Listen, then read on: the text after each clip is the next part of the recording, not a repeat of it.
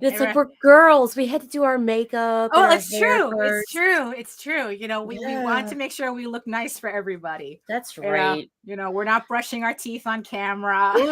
No, no. And we already come with shirts on. Yeah, exactly. And laundered shirts. They look clean. They look clean. We didn't just pick them out of the laundry pile. Oh, wait, maybe I did. I don't know. Don't keep... Good morning, everyone. Good morning. It is our secrets. Oh, no. God, I'm going to peel myself. It is January 16th, 2023. And this is... Oh, my God. It really is the 16th. It really is. It's Monday, by the way, just in case. Ew. Oh, that's true. I didn't switch out my Post-its. Oh, okay. All right. Okay, we're good. All right. You ready for this? No, but hit it anyway. All right. The views and opinions expressed within the video content found on the Indie Comics Network are those of the speakers and do not necessarily reflect the views or positions of the Indie Comics Network or its sponsors.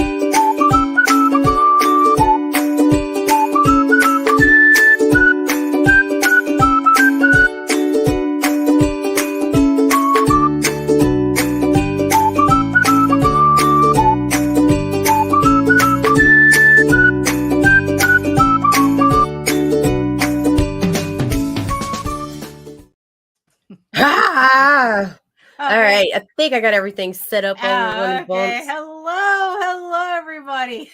Oh my God, beware the eyes of January. Oh my goodness. Technically that was yesterday, but you know, every month has an Ides and they all should be feared. Oh my goodness. So welcome everybody to this Monday, rousing Monday. We're halfway through the month already. You know, I'm still in shock that it's 2023, but you know, hey, that's how it goes for the first 6 months, right? Right. Oh my goodness. So good morning, everybody. So who's joining? Well, obviously Afraid. So sorry, Frayne and Rob Multari. No one else is speaking to us, but everybody's here. So right, like, exactly. What's up, folks? We're still waking up and getting the iBookers out. It's like, oh, and speaking of Rob Multari, I think he's like, 3 days away. Oh, you see, there you go. Nobody can talk. That's what it is. We're 3 days away, I think, from Rob Multari launching his new special Nightwolf campaign featuring the 6 variant covers, interlocking variant covers to celebrate 5 years of Night The Wolf? 5th anniversary, Jesus. yes. But don't forget. Oh, and the premiere of the Night Wolf plush toy, plush wolf, voodoo doll wolf, which is very endearing in a strange way. It's very cute. It's and very weird adorable. looking. But you know what? You're all gonna love it. I mean, it's You're all gonna love it. So I think 3 days away he's launching. So keep an eye out for that. All the links are in the show notes below. And I guess while we're at it, just to mention our other friends, Sam Vera's "There's an Alien in My Toilet" is live on Kickstarter right now. Life on Quora by our very own Mike Jimmy will Monday. be launching. Launches Monday. Week from today. Oh yes, and with then us. Right here. Very nice. There you go.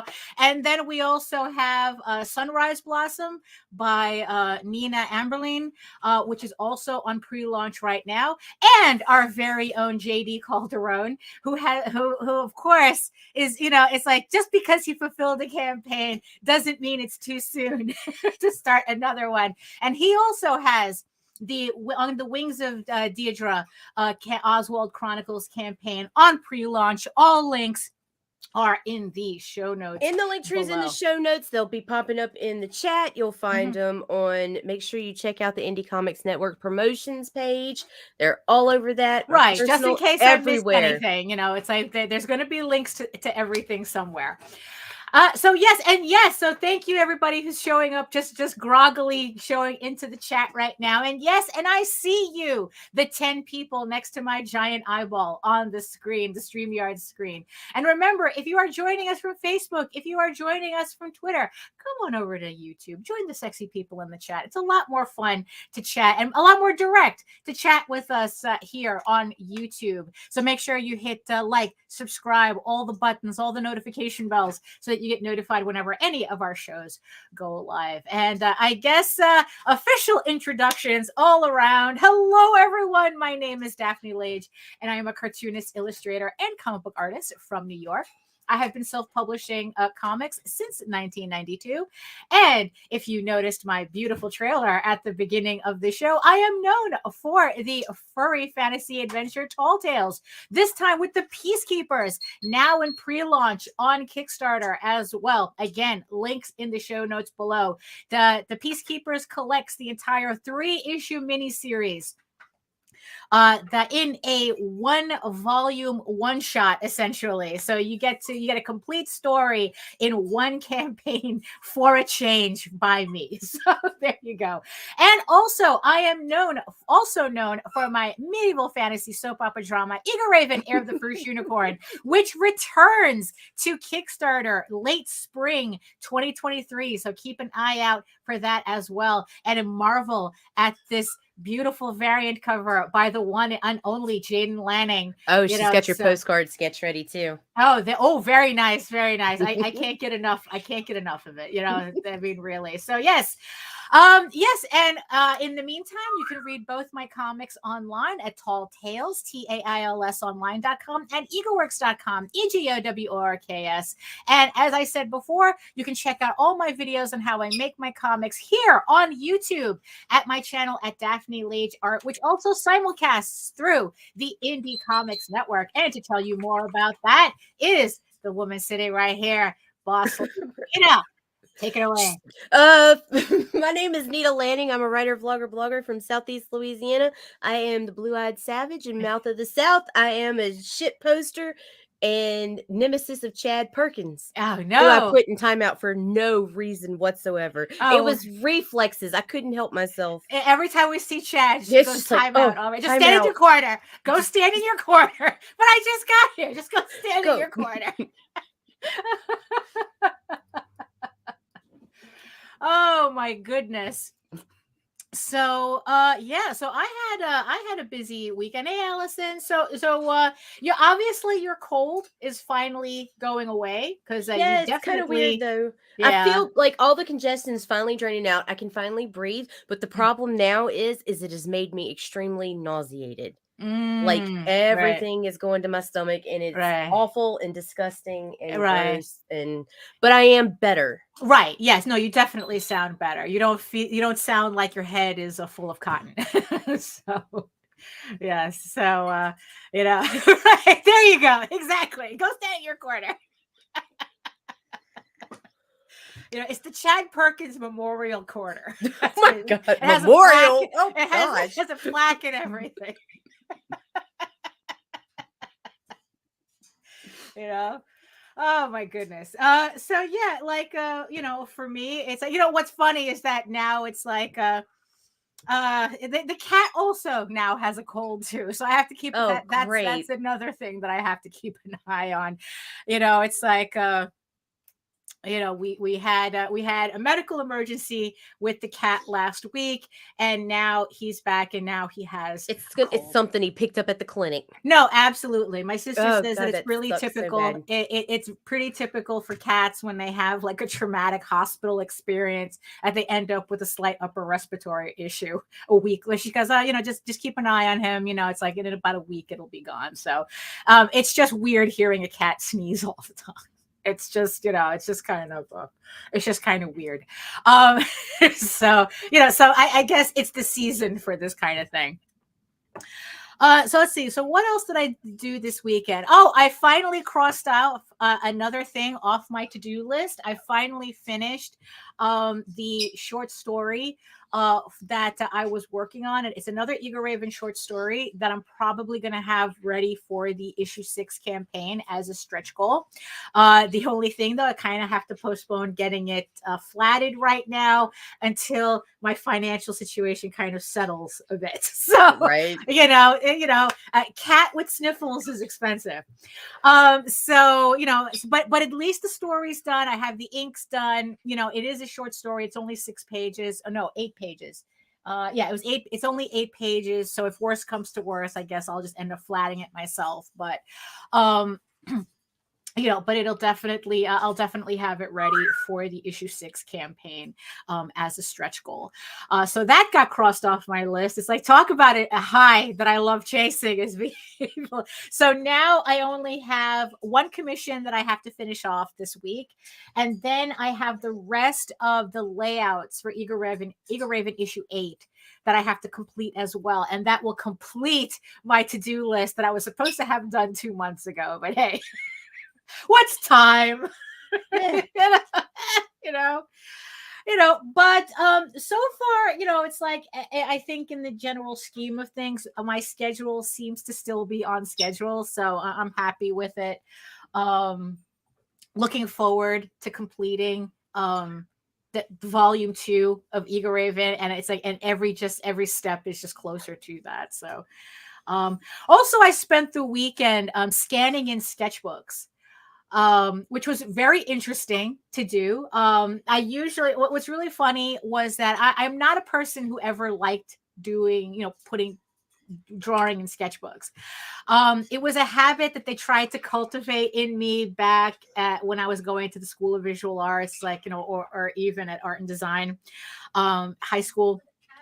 And I just never liked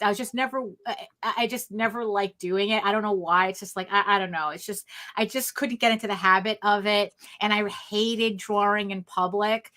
Because like, no matter where you are, people see you drawing and it's like, oh, can you draw my tattoo? And it's like, fuck off. We're in the middle of the Metropolitan Museum of Art. It's like, why are you bothering me? I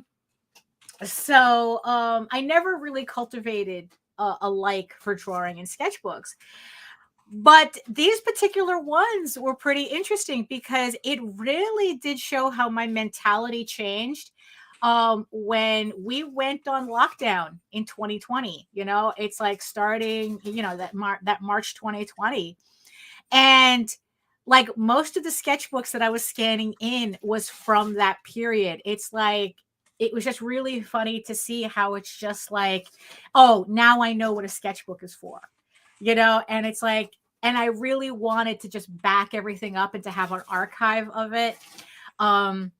So I was just scanning, and especially, when it comes to Eagle Raven, because it's like, that's where really all of these sketches started really coming out, was around 2020.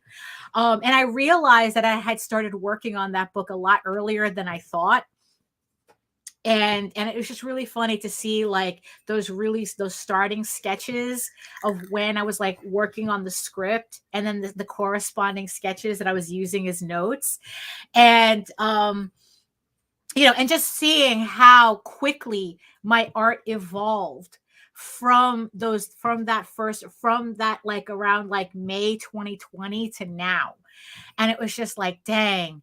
So if you really want to get better at artwork, you really, really have to draw a lot. It's like, please respect my privacy as I try to accept this reality, this new reality.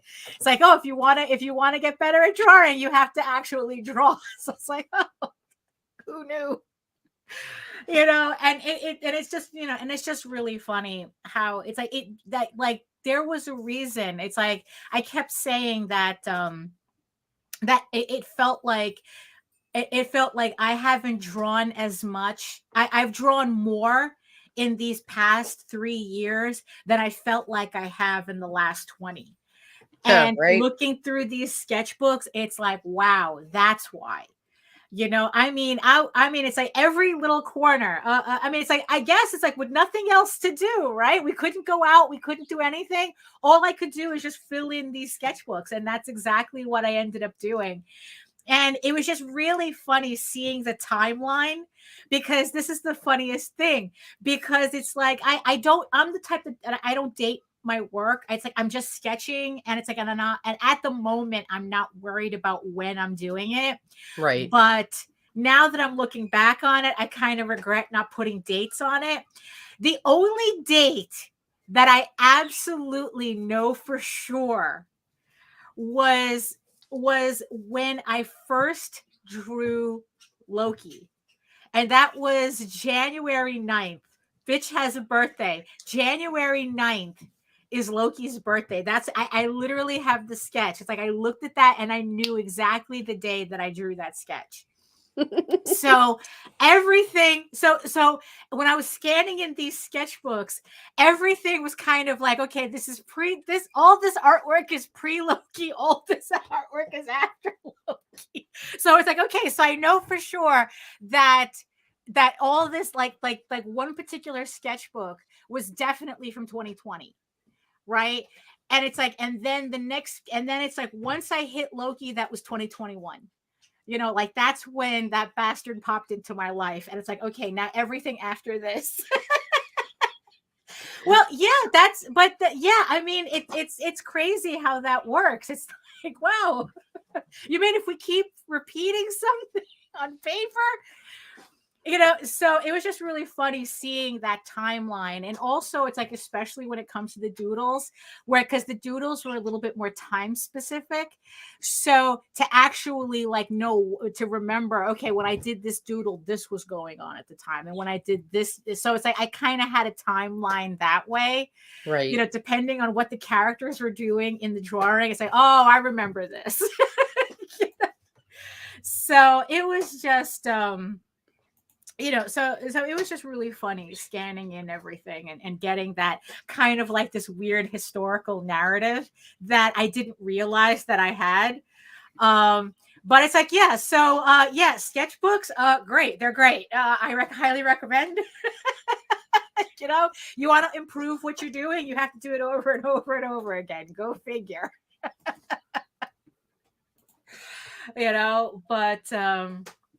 But yeah, and it's like, and it's like I never finished sketchbooks before, so it's like these were also the first sketchbooks that I've actually finished. And it was just like kind of really funny, right? Right, exactly.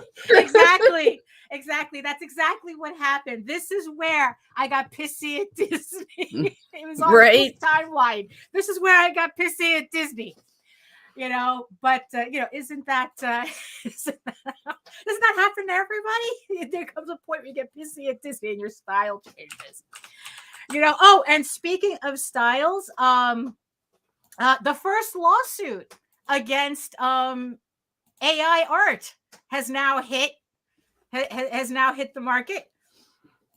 It's like 3 artists, one of them being Sarah Scribbles, have decided to finally do a class action lawsuit against OpenAI. I think it was like Fusion and Midjourney. Fusion, Midjourney, OpenAI, and they're even suing DeviantArt. Oh, get the fuck! They're even suing DeviantArt. So this is going to be really interesting. Interesting as in holy shit. Yeah, it's like if you thought Disney could change copyright law, this lawsuit is going to do that too. This lawsuit is definitely going to be changing copyright law for either good or bad. Honestly, surprised Disney hasn't jumped in. I mean, I've been seeing a lot of Disney AI art. I think what it is that the big companies, they're going to wait. They're sitting it out. They're going to bring in the hammer. Which side the law looks like is going on. And what's really funny is I saw this post by a guy who works at ArtStation, the other art gallery that was, all of a sudden admitting, like AI artwork, and now all of a sudden they're completely backpedaling on. It's like, oh yeah, because you saw DeviantArt get their asses handed to them in this, and the last thing they want is to that happen to them as well. I haven't read the brief yet. I'm only assuming the accusation against DeviantArt is that they colluded with these companies to open their archives without artist consent. Well, the whole thing is based on nobody got artists' consent for training the program. So, yeah, this is going to be a long, arduous lawsuit, and it's definitely going to be interesting to see what comes out of it, because I guess this is all untested waters when it comes to copyright, and and it's like and it's going to affect all of us. Whatever comes out of it, this is going to affect all of us, however it ends, because it's like this is pretty much going to determine whether companies have a right to steal from us, or not. It's like, what's the point of copyright law if companies can just come in and take our shit? Take it. Yep. So that's going to be an interesting one to watch. We will be sharing updates. All right. if not here on our group, so pay attention. Yeah, so that'll be interesting to see. So today it's like I wasn't really sure what I wanted to talk about today, because it's like I said, I didn't really have much. I really wasn't doing much except just grinding this weekend. So, but the thing is, though, this morning I was just going through Facebook, as I usually do.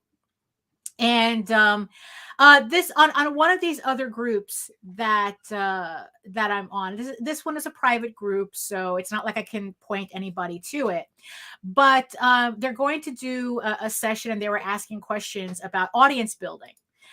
And the question, and I was actually, and at first I was going to ignore it, right? Because it's like, I don't know, I don't think I have any questions.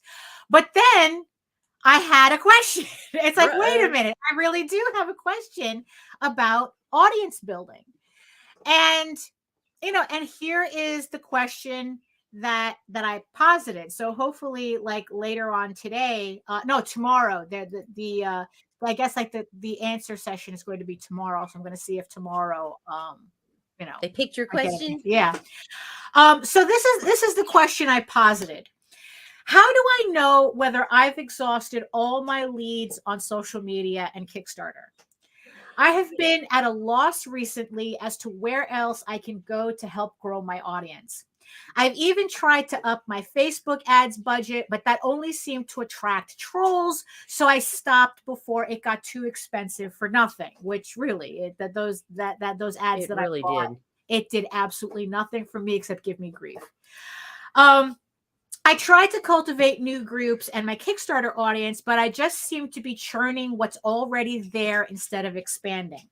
How do I switch things up? Or did I reach the ceiling for who my books will attract? You know, so now I just depressed myself.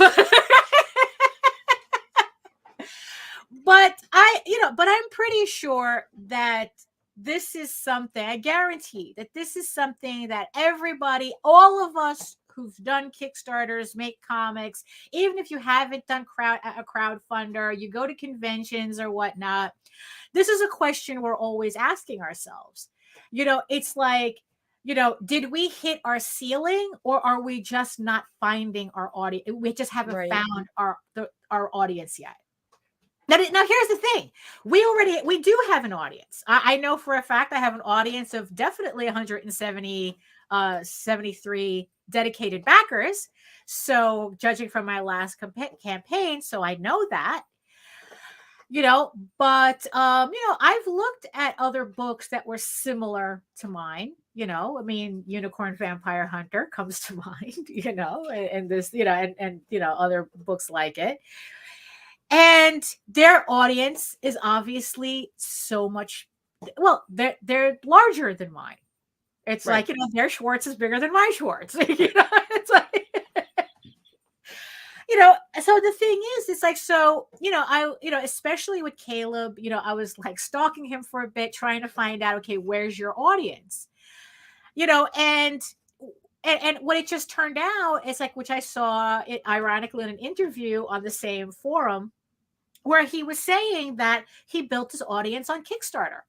That, you know, because it's like, you know, like I remember when he literally came out of nowhere for us, for me especially, and me and Nita were like scouring his trail. Where did this guy come from? We were checking Reddit, LinkedIn, right? I mean, trying to find everywhere. out where is his audience, and honestly, from what we could tell, he barely had an internet presence. But how is it that he's raising $17,000 on Kickstarter?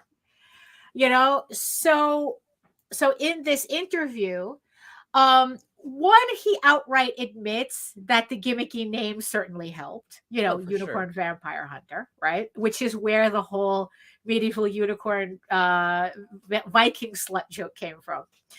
But you know, so no, I'm not changing the name of my comic to you know, satisfy the algorithm. But the thing is, but he had said that what he did was that his audience predominantly comes from Kickstarter. So he takes those people from Kickstarter, puts them on his mailing list, and says that even though that he has a very small mailing list, about 1,500 people, they're very engaged. Right. It's like, okay, but your Kickstarter audience didn't come out of nowhere. And I really do have a hard time thinking it was the dopey title that did it.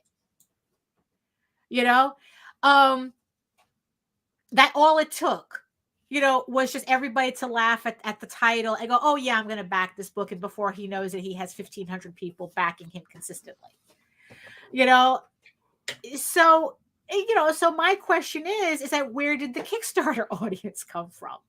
You know, they didn't just, I mean, it's like, did he just show up and they were there? I mean, you know, so, you know, and don't get me wrong, I've done cross promotion with him too, and I have seen some crossover and a small increase, but there was an increase, you know, but it's still, you know, not at that level, you know. And this is a guy who's like 3-4 issues in.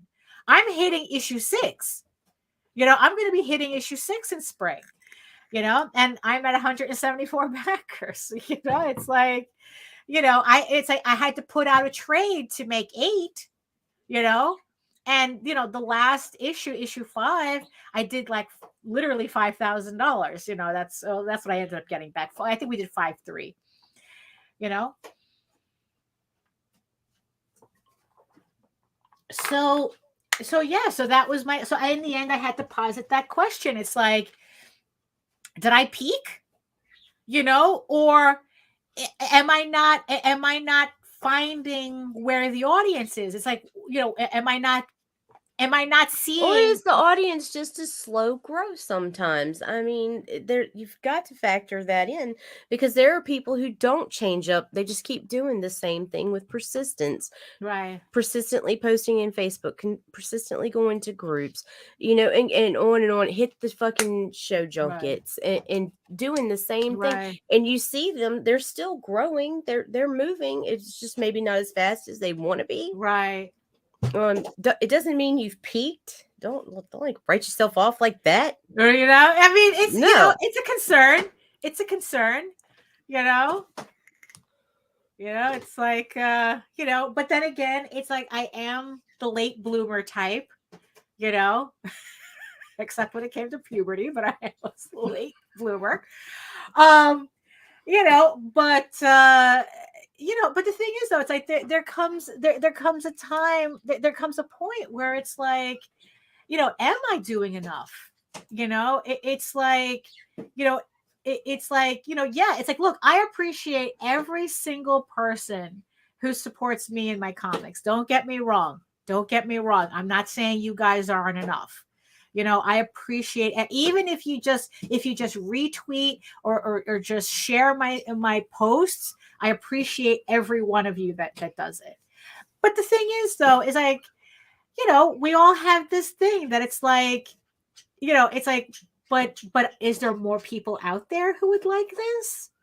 I mean, it's like, and it's just trying to, to find them. And it's like, and you see, and that's the thing, because it's like, on one hand, you're saying, it's like, no, it's the slow burn. If you just keep hammering the same thing over and over again, it's like you'll consistently build. But what's the definition of doing the same thing over and over again and expecting a different result? Right? True. Okay. Okay. So, that's. But you also imply other things each and every time. And so it's not like that's the only thing you're doing and expecting the results. And every time there is a slight increase. Right. It's just, there is no secret sauce. And if there is, it varies for each individual IP. Right. We've seen it time and time again. A great book with tons and tons and tons of publicity is out there in your face everywhere. The guys are hammering every podcast they can get on and everything, and they don't fucking budge. And then this shit that looks like it was drawn by a fucking third grader with poorly managed dialogue is suddenly fucking funding $8, $10, $12,000, and it's like, what the fuck? Right. It's your mileage may vary, and and it varies for every individual. Right. I mean, it's like, because it's always easy, because also it's like, it's very easy / frustrating to keep hearing. It's like, oh, it's because you don't do this type of book. Oh, it's because you don't do this. Because, it's like, oh, it's like, it's like, Kickstarter only caters to, like, the majority of people who spend that type of money on Kickstarter only want to buy this type of book, or whatever, it's like, whatever, like, and that's also the thing too, that it's like, I don't want to fall into the trap of like, it's something out of my control. Right. Like, I want to believe that there is something that I could do. It's just that I don't know what it is I have to do. It's so you keep playing until you find it. You don't just lay down and die or whine. Like, I swear to God, the target market. Yeah, here we go. Target markets can be niche-y. They absolutely can. Right. Yeah. But the one thing I can't stand is to see somebody, especially these grown men, roll over and die. Right. Like, oh, I'll never be anything. There's no point in this. And okay, well then fucking quit, bitch. Move on. Right. Like, but don't stop trying. Right. Like, go out, explore new things. Right. I mean, it's like, and that's the thing, because it's like, not doing this book is not an option. That's never on the table. it's like, well, because, grandma tells, Uncle Joe, and it's like, or whatnot. It's like, and the thing is, I was like, look, we're obviously exaggerating, because it's like, honestly, it's like, there are no books by third graders that are making 5 figures. This I'll find one. Yeah. I'm gonna give you private chat just a minute. You'll take that back. Yeah. It's like, it's like, we kid, but not really. It's like, it's like, yeah, so not doing the book is right. Exactly. Can't stop, won't stop. It's like, it's not, that is absolutely not an option, but it doesn't mean that, we don't, it's like that we don't want to improve our situation, a bit, and it's like, and that's, yeah, Chad will find it. Chad will find it. Chad will find the child's book that made 50 grand on Kickstarter. I mean, because here's the thing. I mean, it's like, that to use Robert Maltari, to use Robert as an example. I mean, it's like, here's a guy who like, his first campaign, he didn't fund. Because I guess you overestimated your audience or whatnot. I mean, it's like, it could be anything. The first, sometimes we're just that enthusiastic on our first campaign, but it's like, what, he made 5,000 on his first campaign, and then he learned from that, and just like, and you see him slowly building up with each subsequent campaign till now. He regularly makes 5 figures on his campaign, when on the first campaign he could barely make 5 or whatever. Like, he definitely wasn't making 5 figures on his first campaign, that's for sure. So he had to build up. And I know that Rob has spoken about how conventions for him was very instrumental in that. That he was able to parlay the audience that he was building at conventions into people who bought on Kickstarter as well. So I don't know, maybe that's something that I have to go back doing. Maybe conventions, maybe seeing people face to face is what I have to do. Add it, it's like, we did JD did sign up for Mocha, but we don't know if we've been accepted yet. So I don't know, we're hoping that we can get into Mocha. God knows it's tough enough getting into New York Comic Con, so so it's like, yeah, no, definitely, yeah. Oh, there we go. So it's like, yeah, so he was starting from scratch, confident, and kept going, didn't roll over, show his belly, and cry. Right, exactly. No, that's like, I get tired of it, because you'll every time the podcast will come on, you'll get the notification, you'll go in, and it's the same old whiny bullshit. Right. It's like, quit whining and keep going. Right. Well, you see, and this is the thing too. There is definitely a difference between, like, I would like to think I'm not whining right now. No, we're just trying to figure shit out. It's There's like, a difference. You're not like, oh, woe is me. Right. That nobody likes my shit, and like, I don't understand why people don't get it. And right. You're not well, you see, but that's that. the thing, because also the thing is, by saying that, you're disrespecting the people who have been supporting you up until this point. Right. It's like, when you say things like, oh, nobody likes my stuff, but you're obviously making money on crowdfunder, your previous backers. Yeah, exactly. It's like, okay, so then who are the people who are backing you on these crowdfunds then? You didn't throw a public tantrum. That's true. You had to be dramatic first, and then you learn. Well, we all have to be fucking dramatic, but we get dramatic off camera, and we come back and slay it, right? Like, with that confidence, right? Like, but yeah, so it's like, yeah, it's like, so yeah, so like I said, I would like to think that I'm not whining, that I'm actually trying to analyze, right? Trying to read the tea leaves here. It's like, okay, what am I missing?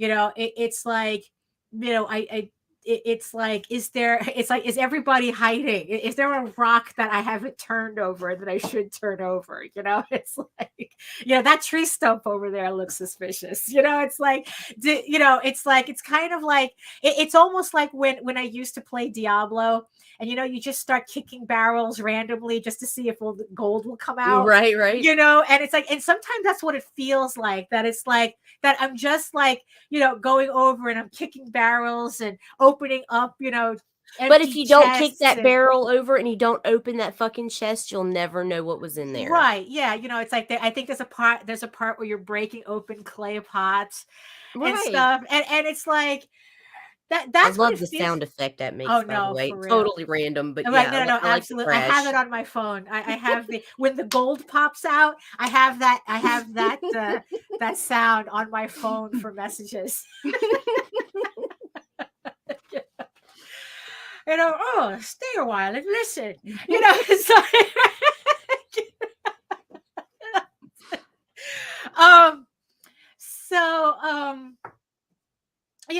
so that's kind of like keep writing garbage until you. I mean, technically, that's the sketchbook thing. You got to get the garbage out, right? You got It's like, what is it, like 1 million words, right? You got to purge. You got it's like you got to get like 1,000 pages, like whatever. It's like, so according to that, because Jose had told me that yesterday, it's like that you need at least you need to get out at least 1,000 pages, comic book pages before to see, before you start doing the good stuff. And I go, oh, so I'm just beginning to do the good stuff then.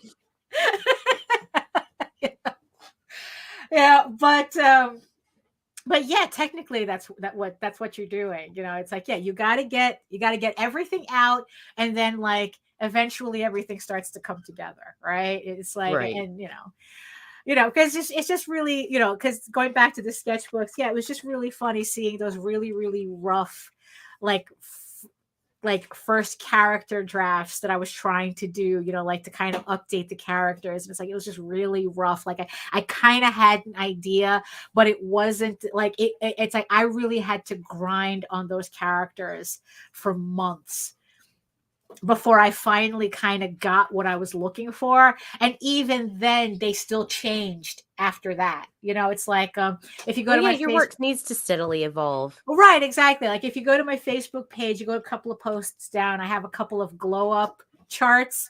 I have, so it's like, I have like, like showing the very first Eagle Raven sketch that I remember.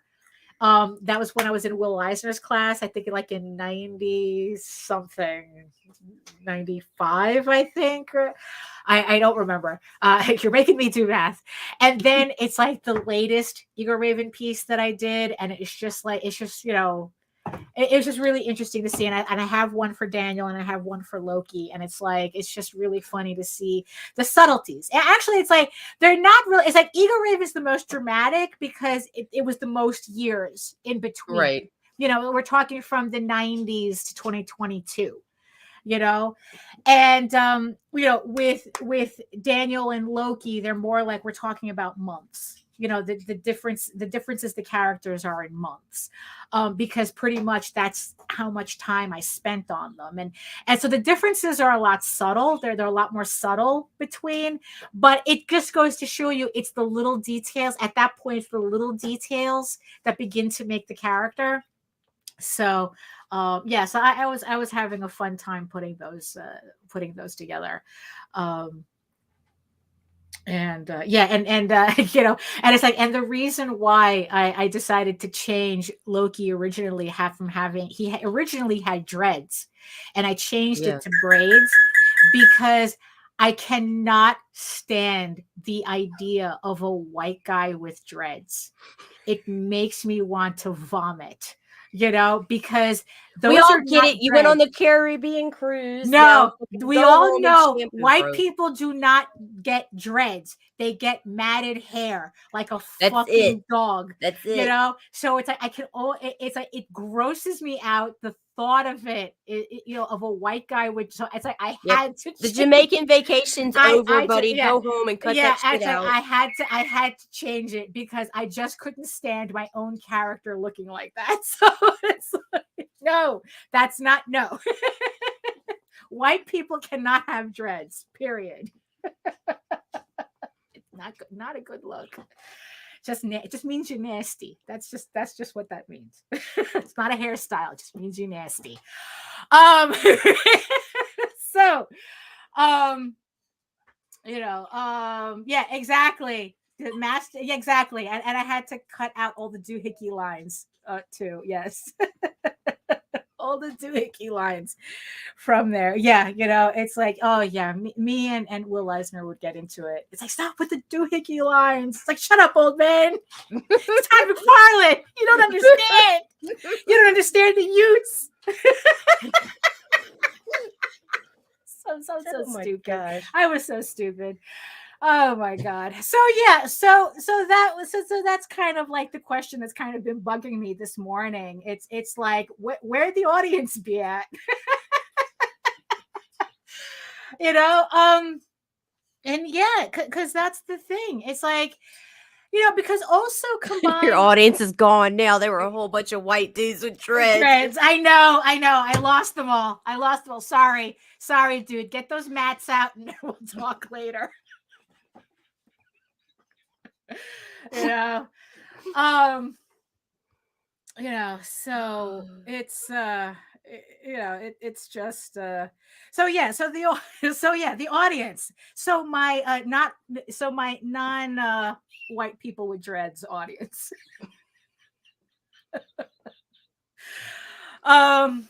That just goes to show you how random design decisions can right. Sure. That's like, oh, why'd you do that? Because I had to. So and wear clean clothes. So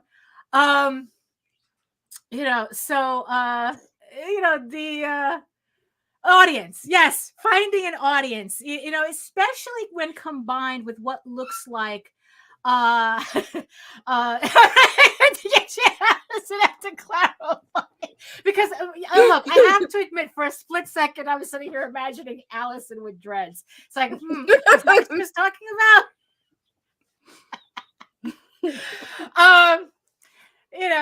Where was I? Audience, right?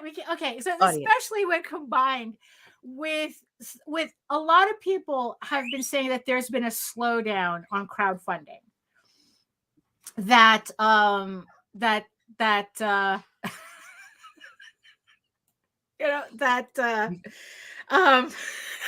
we'll distract. Should I throw a bump?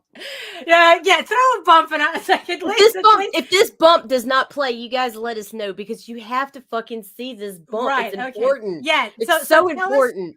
So tell us in the chat if this bump does not play. We're going to play a bump. It's going to be Chad's. It's sexy as fuck.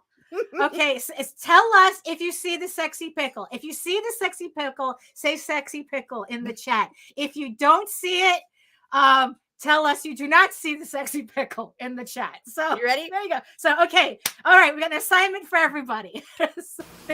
Oh, hello there. You just caught me in the middle of making a drink. While I'm doing that, here's a disembodied voice that'll talk to you about what this commercial is about. Shots with Comics is a comic show on the Indy Comics network after dark. Join some drunk people as they talk about what's going on in the comic world, what comics they are reading, and of course, all cohole. Mondays at 8:30 p.m. Eastern Standard Time on the Indy Comics network after dark. We will offend, anger, and make you uncomfortable. Join us, unless you are a what? Yes, it played. It worked. We got sexy pickle all in the. Alison said, "Dear God, that is just wrong. It absolutely is wrong." So make sure you tune in tonight on Indie Comics Network after dark at 8:30 p.m. Chad will be there, and we get to meet Mrs. Chad. Oh, very nice. Very nice. Yes. She gets to regret her decision on camera.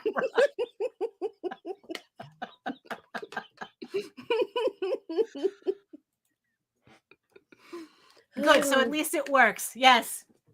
I needed that bump to work. I Yeah, needed that. no, for Like real. last week, we played the bump Friday, and apparently, you guys, it didn't play for y'all Yeah. because everybody was like, "It's silent. What happened?" Right. Yeah, we all do. We all Yeah. do. Yeah. Oh yeah, no, definitely we need adult supervision here. You know, so but the thing is though, the thing about so do you believe that there's a slowdown on crowdfunding, that maybe that there's kind of like an oversaturation Right. of Yeah, I do Kickstarter? Do you believe think I do so? believe there's an oversaturation in the market right now. I But believe enough to there's cause a slowdown? yeah. I think that it's starting to taper off some now, and it's not like I'm looking for excuses for people who aren't doing as well as they normally would or anticipate themselves to, but we had an influx of writers who were sending us screenplay comics and COVID books, and like, I'm only doing this because it's easy, and it's like there were like 3 fucking waves of boom, boom, boom, that hit the market, and they were all trying to utilize crowdfunding as a source of marketing. Right. And I think that that's going to start to taper off some now. Right. So hopefully things are going to start picking back up for people who are into this for the craft. Right. So Yeah, because not for the ease of making money. Because let me tell you something. One of the weirdest things, Chris said it last night. We were watching a podcast, and there was a guy on one of the shows, and he was like whining, you know, kind of moping about how things weren't moving. And it's like, oh no, I want to be a millionaire. It's hard to make $1 million. Imagine that, you know. Well, no, yeah, well, I was told the joke was the joke that I heard that making your first it's making your first million that's the hardest. You know, so once you make that first million, you know, you're good to go. You know, it's like you're over that hump. Right. So right. yeah, we're still trying to reach that hump.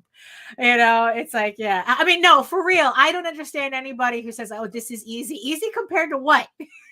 Welding? Easy because they didn't know until they actually got their feet wet. And now that they've gotten their feet wet, they're like, whoa, fuck this, I'm out. Right. So they're starting to step out of the pool. But they just came in, they were like, oh, I'm going to draw a book and I'm going to throw some words in it and I'm going to make money.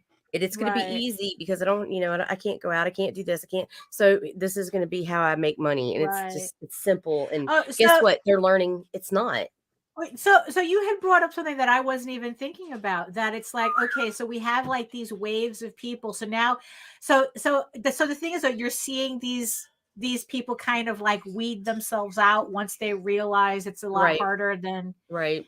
Now there were 3 waves of them. Mm-hmm. And then the first wave, some of them hung around through the second wave. There was a third wave, and it was mostly with the screenplay type people, the people that are writing the comics to get the Netflix deal with that in mind. Right. But now that market itself is kind of collapsed. Collapsing, and now they're starting to be like, oh, well, this isn't as easy as I thought. Maybe it's not worth the time. And you are starting to see some of them back off. Right. So more bodies in the road. Well, that's true. Yeah, there's always going to be bodies in the road. That's for sure. Because that wasn't helping either. You know, it's like with this slowdown where it's like, you know, like the campaigns just seemed a little harder to fund. And you know, and the thing is, it's like even with my last campaign, I was trying hard not to get trapped in that mindset. Right. You know, that's why in the end I decided to concentrate on the backers instead of the amount of money that I was raising. I think that was the only thing that kept me sane. You know, yeah, I know, right? Who knew? And you know, and the thing is, you know, and combined with that slowdown, along with, you know, it's like, oh, am I hitting a ceiling? You know, it's like, you know, it's like, it's not good for anybody's psyche, you know. But the thing is, though, is that I think that what also this, conversely, I guess the good that I could find out of this is that if people are still hanging around, it's because you made something they want to hang around for. Right. You know, that it's like that they're not just there for the variant covers. They're not just there because you had a particular artist, you know, doing something or, you know, it's like, you know, you're not specifically pandering to something or whatnot. It's like, it's like the people who hang around, you know, it's like, no, it's because we want to read your stuff. We want to see where this story goes. So it's like, So in the end, can I, it's like, I can't really be too uptight about that, because in the end, it's like, isn't that what we're looking for? I mean, it's like I said, it's like, yes, would it have been nice to hit 5 figures? Yes, especially since I have a theory about hitting 5 figures on Kickstarter. It's like, I haven't tested this. This is only speculation. It's only speculation. It's only it's a hypothesis. It's a hypothesis. Yes, exactly. It really is. My hypothesis on Kickstarter is that once a campaign breaks 5 figures, something happens to the algorithm to work in favor to that account. Yeah. And then all other campaigns that they run from that account all of a sudden starts going up until they hit 5 figures too. It's just a hypothesis. I don't know whether this is just something that, because that I've been seeing this pattern, but also, causation does not equal correlation, right? No. Correlation does not equal causation. Thank you. Yes. The pattern does not mean that this is the cause. But it seems to be that way. Because it happens just way too many times. Where it's more like than we see accounts, they hit 5 figures, and then all of a sudden everything they do ends up hitting after that point 5 figures as well. So yes, we all need to scientifically prove, we need empirical evidence of this. So we have to hit 5 figures so that we have a nice little group that we can study whether this is true or not. So that's, so that was the thing. Actually, that was kind of like more of my disappointment with volume 1 not hitting 5 figures. Like I said, if I hadn't gone on vacation. Statistical data. Okay. Well, yes, we need all the data. We need all the data points. Just get all to us. Exactly. Just we'll take it all. Like I said, it's like I knew that if I hadn't gone on vacation for that week, I probably would have made it to right. 10,000.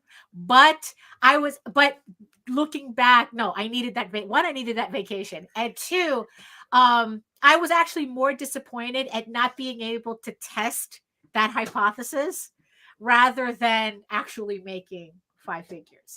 Because like I said, I really do think there's something with that. It unlocks that number, unlocks something in the algorithm. I really does. do. It has to. Yeah, I really do think that's a thing. So, yeah. So I guess it's like that's just something. I would agree with that, Hojo, 100%. Horror and fantasy do much better on Kickstarter. Yeah, it's like whenever that's true. That's true. I mean, it's like, look, it's there's so many platforms growing now. Like I can't wait for BackerKit to finally open up that, because I would really like to try that. It's like I think that if anybody kind of has an in as to of all the platforms I'm interested in right now, it's BackerKit. Yeah. Mainly because they're coming with a built-in audience for you. Yeah, that's true. So not only are you bringing your audience, you're automatically going to have an audience. Yeah. So it's kind of like pre-built. And curious. So it's I'm really curious to see it too. I think out of all the platforms, that's the one that it's like I'm really looking at the most. But we'll see. Well, I'm sure we'll all know once BackerKit opens up to the general audience. So that's something for us to contemplate. What are we not doing? What are we missing? It's like, where's the audience hiding? Where's the larger audience hiding? Because the audience that we have, I think they need friends. I think they do. They need friends. They do.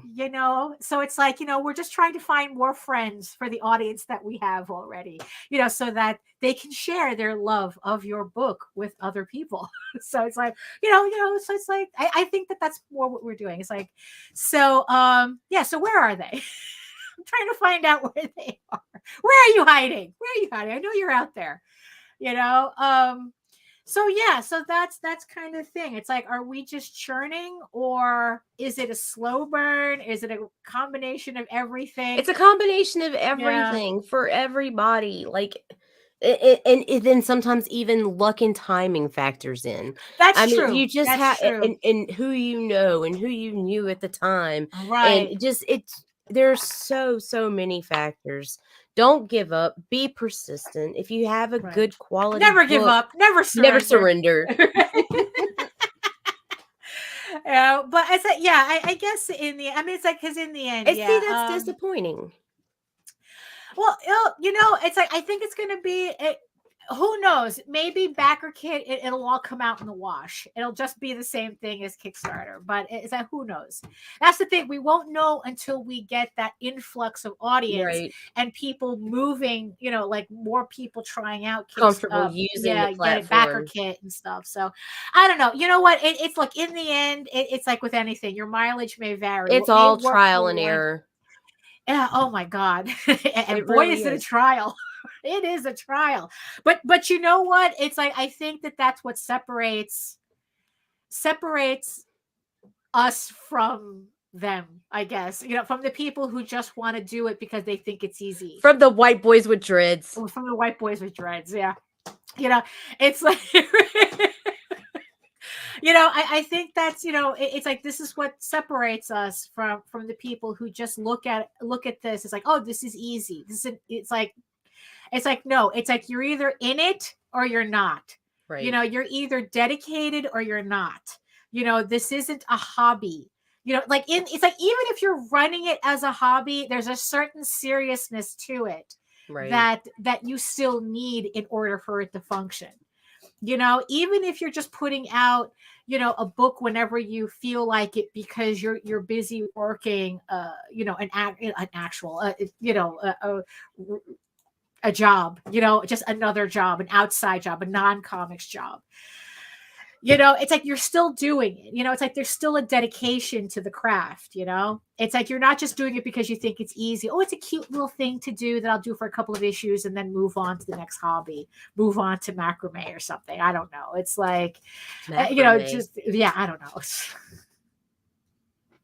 It's like, I don't even know what macrame is. Actually, no, I do know what macrame is. And what's really funny is a 9 to 5. There you go. Yeah, that's, it's I'm sorry. Right. I guess everyone has a phase. Right? Was it after a cruise? That's all I want to know. Right, yeah. Did you go on a family cruise and did you come back like this? Right, yeah, exactly. But it was it's just so that's what I'm thinking. So that's just what's running through my head right now. That question had me like I said, I had nothing until I had something. Right. So something for everybody to think about, I guess, while you're doing your books. It's like, like what more you can be doing to find your audience. I think it's a little depressing to think that we all peaked. We all peaked on Kickstarter, but I don't think that's the case. I really don't. I really don't. Well, when you think you've peaked, you just have to make it interesting again. New toys, new massage techniques, whatever. We'll figure it out. Kick over some different barrels. Daphne. A vacation, a Caribbean vacation. No, not a Caribbean vacation. Oh my God. It's like, yes, let's kick some barrels and open up some chests and smash some pots and see if we can get some of those gold coins to pop out. That's how it works. wait, it gets better. Absolutely, yes, we do. Yes, no matter what they try to say, patchouli is not an attractive smell. It really is not. All it tells me is that you're trying to cover up something.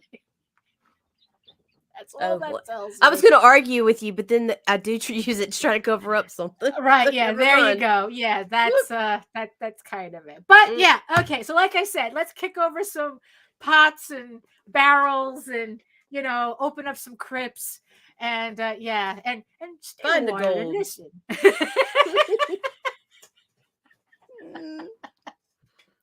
But you know what? You guys been doing that for the last hour. So I think, we've satisfied that part of the...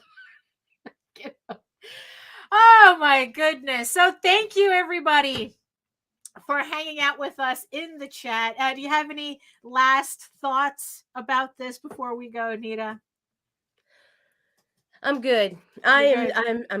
Yeah, I'm good. yeah. It's like, there's only so much we can do, That's a whole nother ballgame. Yeah, really. Yes. That's a whole, that's a whole other thing too. It's like quality control is, all right. Yeah, lacking. You know what? Mike Jimmy is correct. It's like, so we'll see everybody later. And yes, thank you to the 10 people next to my giant eyeball who stuck with us for this past hour, who did stay a while and listen, so thank you so much for doing that. So if you want to see more of my artwork and know more about me and my campaigns and everything else, you're going to head on over to my main portfolio site at egoworks.com, EGOWORKS. Or you can find links to all of my galleries and social media sites. But I mostly post to Facebook if you're interested in seeing sketches and current work in progress and real-time updates of whatever is going on, because that's where I just mostly hang out.